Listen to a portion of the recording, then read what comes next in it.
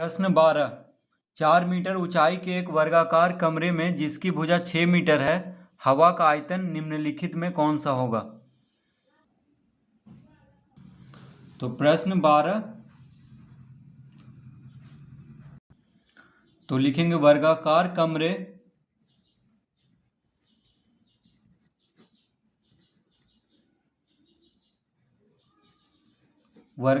कमरे की लंबाई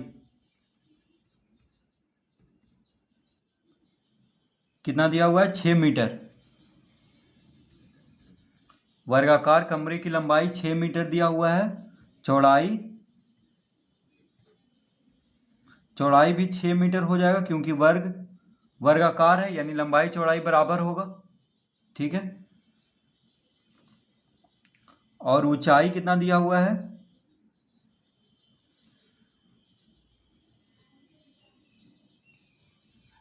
ऊंचाई बराबर दिया हुआ है 4 मीटर। तो वर्गाकार कमरे की लंबाई 6 मीटर, चौड़ाई 6 मीटर और ऊंचाई 4 मीटर। तो आयतन कितना हो जाएगा?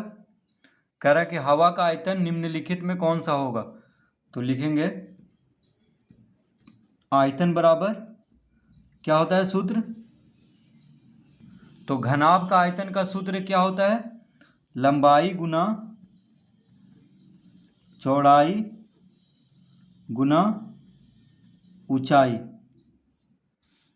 यानी तीनों को गुना कर देंगे तो हो जाएगा 6 मीटर गुना 6 मीटर गुना 4 मीटर, यानी 6 छक 36, 36 चौक 144। तो आयतन कितना हो जाएगा? 144 घन मीटर। मीटर का घात 3, क्योंकि मीटर मीटर मीटर 3 बार गुना हो रहा है, इसीलिए घन मीटर लिख देंगे। तो इसका उत्तर होगा 144 घन मीटर, यानी प्रश्न 12 का जो विकल्प 4 है वह सही उत्तर होगा, 144 घन मीटर। तो इस तरह इसको हम बनाएंगे। तो अब लिख देंगे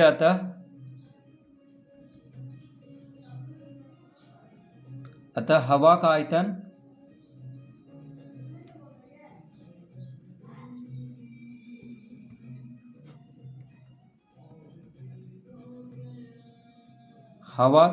बराबर 144 घन मीटर। तो इस तरह इसको हल करेंगे। प्रश्न 13। एक कमरे की लंबाई, चौड़ाई और ऊंचाई क्रम से 12 मीटर, 4 मीटर और 3 मीटर है, तो उस बड़ी से बड़ी छड़ की लंबाई कितनी होगी जो उस कमरे में रखी जा सकती है?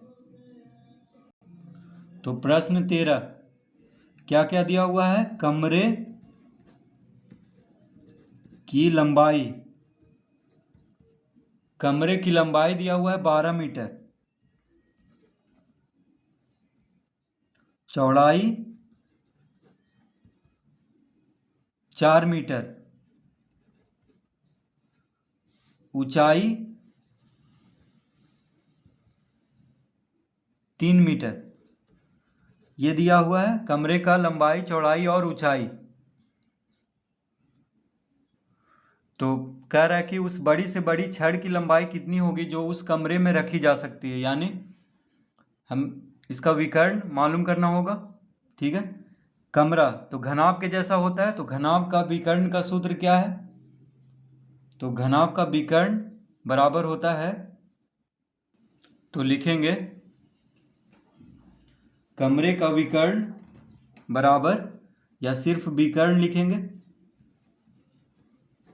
तो विकर्ण बराबर, तो घनाभ का विकर्ण का सूत्र होता है अंडर रूट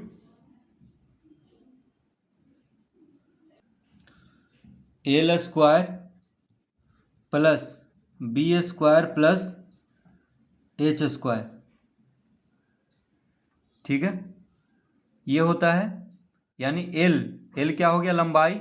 बी हो गया चौड़ाई यानी ब्रेथ, एल मतलब लेंथ, ब्रेथ और हाइट मतलब ऊंचाई, एच ऊंचाई। तो लंबाई का वर्ग जोड़ चौड़ाई का वर्ग जोड़ ऊंचाई का वर्ग का अंडर रूट। तो लंबाई कितना है 12, तो 12 का वर्ग जोड़ चौड़ाई है 4, ऊंचाई है 3, अंडर रूट कर देंगे, मीटर में आएगा तो यहाँ पे मीटर लिखेंगे। अब देखिए 12 का वर्ग कितना होता है 144, जोड़ 4 का वर्ग 16, 3 का वर्ग 9, अंडर रूट कर देंगे, यहाँ पे लिखेंगे मीटर।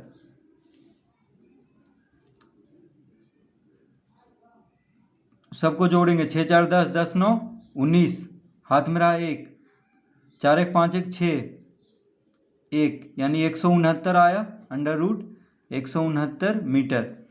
तो 169 का वर्गमूल होता है 13, 169 का वर्गमूल यानी 13 गुना 13 169 आता है। ठीक है, 13 का वर्ग होता है 169, तो 169 का वर्गमूल हम 13 लिख लेंगे, यानी विकर्ण कितना हो गया 13 मीटर। तो कमरे का विकर्ण निकल चुका है 13 मीटर। तो लिख देंगे अतः, क्या पूछ रहा था कि बड़ी से बड़ी छड़ की लंबाई कितनी होगी, तो लिखेंगे अतः छड़ की लंबाई बराबर 13 मीटर, यानी 13 मीटर का छड़ उस कमरे में रखा जा सकता है, इससे बड़ा छड़ उसमें नहीं रखा जा सकता है। ठीक है, क्योंकि विकर्ण सबसे बड़ा होता है। तो इस तरह से इसको हल करेंगे।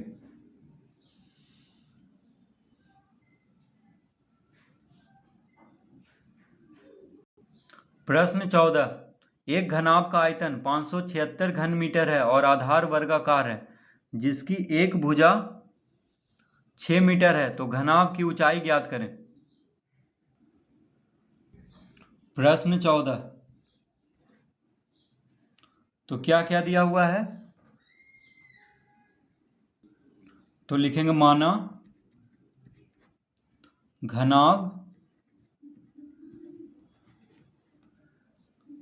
घनाभ की ऊंचाई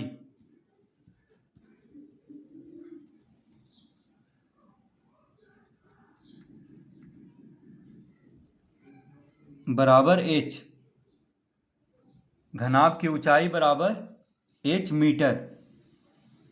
हम क्या मान लेंगे कि घनाभ की ऊंचाई जो है h मीटर है। ठीक है, h मतलब हाइट होता है, हाइट मतलब ऊंचाई, तो h मीटर हम, तो घनाभ की ऊंचाई क्या मान लेंगे h मीटर।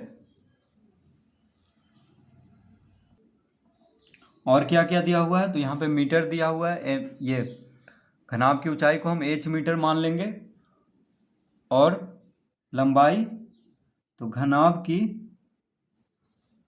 लंबाई, तो लिख लेंगे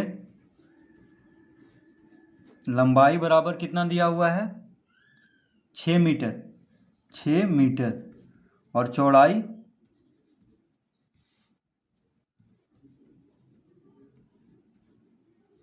चौड़ाई बराबर 6 मीटर।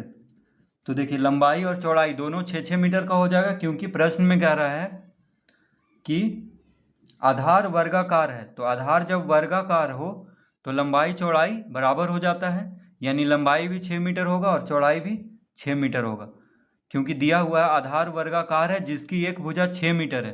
तो एक भुजा 6 मीटर है, इसका मतलब हुआ कि लंबाई भी 6 मीटर होगा और चौड़ाई भी 6 मीटर होगा। अब घनाभ की ऊंचाई ज्ञात करें। तो देखिए क्या दिया हुआ है, आयतन कितना दिया हुआ है, आयतन बराबर दिया हुआ है 576 घन मीटर। ठीक है, घन मीटर को हम मीटर का घात 3 इस तरह भी लिख सकते हैं। तो घनाभ का आयतन का सूत्र होता है L into B into H, यानी लंबाई गुना चौड़ाई गुना ऊंचाई। L मतलब लंबाई, B मतलब चौड़ाई, और H मतलब ऊंचाई। तो आयतन का सूत्र क्या होता है घनाभ का, लंबाई गुना चौड़ाई गुना ऊंचाई। कितना दिया हुआ है 576। तो देखिए 576 घन मीटर। अब लंबाई कितना दिया हुआ है, तो लंबाई दिया हुआ है 6, चौड़ाई भी 6 है, ऊंचाई हम h माने हैं तो h ही रहने देंगे, बराबर 576 लिख लेंगे। तो h बराबर कितना हो जाएगा, h बराबर हो जाएगा 576 बटा 6 गुना 6, 6 गुना 6 जो है बराबर के बायां तरफ गुना में है h के साथ, तो दायां तरफ आके भाग में हो जाएगा। अब इसको काटेंगे तो देखिए 6 छक 36, 36 से 576 कितना बार में कटेगा, तो 6 छक 36, तो देखिए 36 से हम इसको डायरेक्ट काट लेते हैं, तो 36 गुना 1 36, 36 10 46, 46 10 56, 56 1 57, यानी 21 बचा, तो 21 6 के साथ मिलके 216 हो जाएगा, यानी 36 छक 216, यानी कितना आ गया, h बराबर 16। तो हम क्या माने थे, घनाभ की ऊंचाई h मीटर, तो कितना आ गया, तो लिखेंगे अतः ऊंचाई या घनाभ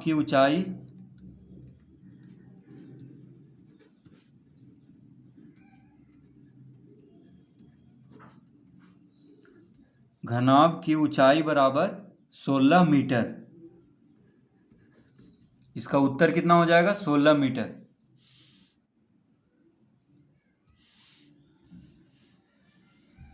तो प्रश्न 14 इस तरह से हल कर लेंगे।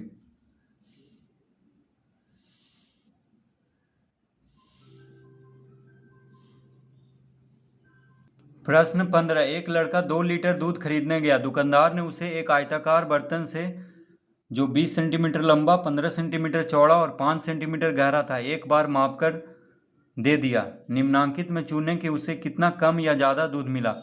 1 लीटर बराबर होता है 1000 घन सेंटीमीटर। ठीक है, तो प्रश्न 15, तो देखिए आयताकार बर्तन का पहले हम आयतन निकाल लेंगे। ठीक है, तो लिखेंगे आयताकार बर्तन का आयतन, आयताकार बर्तन का आयतन बराबर क्या हो जाएगा, L गुना B गुना H। ठीक है, यानी लंबाई गुना चौड़ाई गुना ऊंचाई। आयताकार बर्तन है यानी घनाभ के जैसा होगा, तो घनाभ का आयतन का सूत्र होता है लंबाई गुना चौड़ाई गुना ऊंचाई। लंबाई कितना दिया हुआ है, 20 सेंटीमीटर, तो 20 लिख लेंगे। चौड़ाई है 15 और ऊंचाई है 5, सब सेंटीमीटर में है इसलिए घन सेंटीमीटर में आएगा आयतन।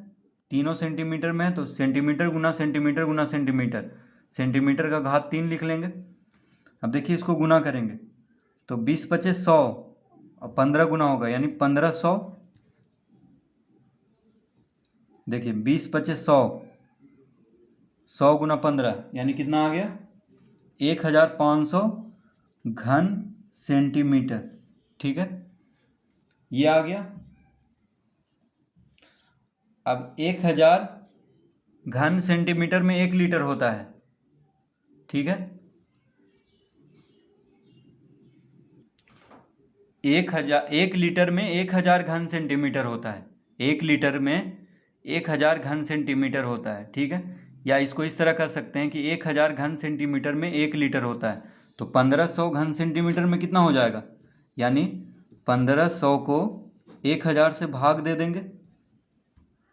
ठीक है, घन सेंटीमीटर को लीटर में बदलने के लिए 1000 से भाग देंगे तो ये हो जाएगा लीटर, ये आ जाएगा लीटर में।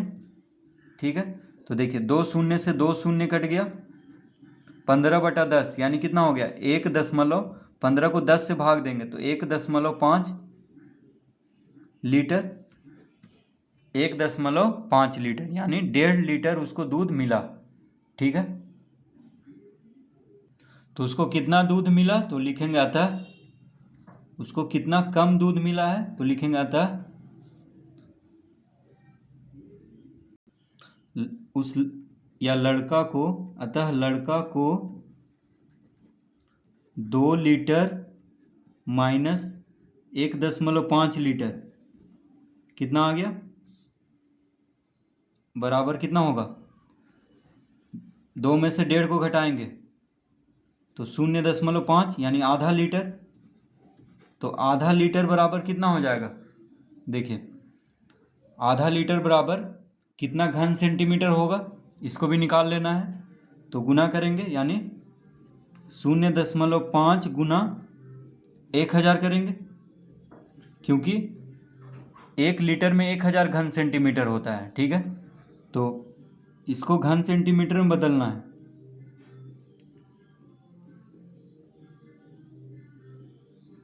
तो यहाँ पे घन सेंटीमीटर लिख लेंगे।